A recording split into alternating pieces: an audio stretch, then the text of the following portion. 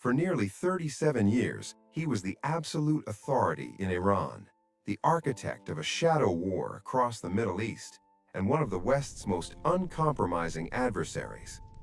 Ayatollah Ali Khamenei survived war, assassination attempts, and decades of massive internal protests.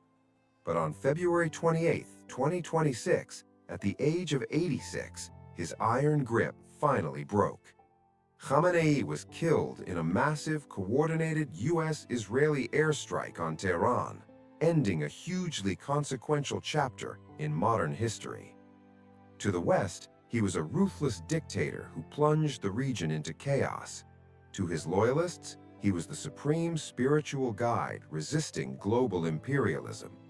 But how did a quiet religious scholar from a provincial Iranian town rise to become one of the most powerful and feared men on earth? And what led to his dramatic downfall? This is the complete story of Ali Khamenei, from the very beginning to his final days. Ali Hosseini Khamenei was born on April 19, 1939, in the holy city of Mashhad, Iran.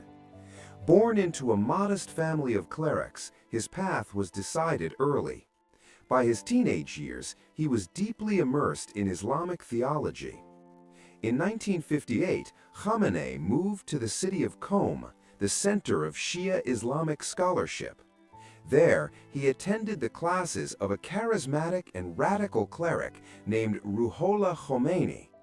Khomeini preached a revolutionary idea that Islam and politics were inseparable, and that Iran's Western-backed monarch, the Shah, was corrupting the nation.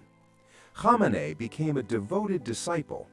Throughout the 1960s and 70s, as the Shah modernized Iran while ruthlessly suppressing dissent using his secret police, Khamenei organized underground resistance networks.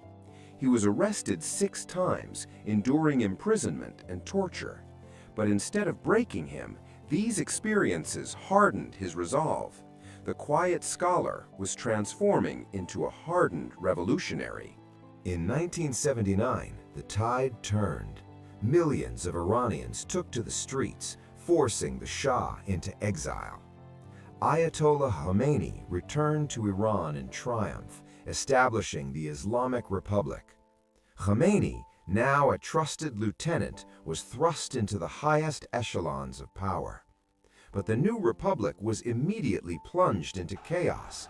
Internal factions fought for control, and in 1980, Saddam Hussein's Iraq invaded Iran, starting a brutal 8-year war. On June 27, 1981, Khamenei's life almost ended. While giving a speech at a Tehran mosque, a bomb concealed inside a tape recorder exploded directly in front of him. He survived, but his right arm was permanently paralyzed. To the Iranian public, this made him a living martyr. Later that same year, riding a wave of public sympathy, Khamenei was overwhelmingly elected as Iran's president, guiding the nation through the devastating Iran-Iraq War. In June 1989, the founder of the republic, Ruhollah Khomeini, died. The nation faced a crisis. Khomeini was the president, but he was merely a mid-ranking cleric, lacking the theological credentials usually required to be the supreme leader. However, behind closed doors, political maneuvering secured his ascent. The Assembly of Experts altered the constitution, elevating Khomeini to the highest office in the land. He was now the supreme leader, holding ultimate authority over the military, the courts, and the media. Knowing he lacked the immense religious authority of his predecessor, Khomeini had to build his power base differently. He formed a symbiotic relationship with the Islamic Revolutionary Guard Corps, or IRGC. Under Khomeini, the IRGC morphed from a mere military branch into a massive political and economic powerhouse, ensuring his absolute grip on the country.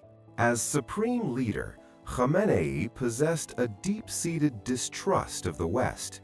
He famously called Israel a cancerous tumor and positioned Iran as the ultimate anti-American force in the Middle East.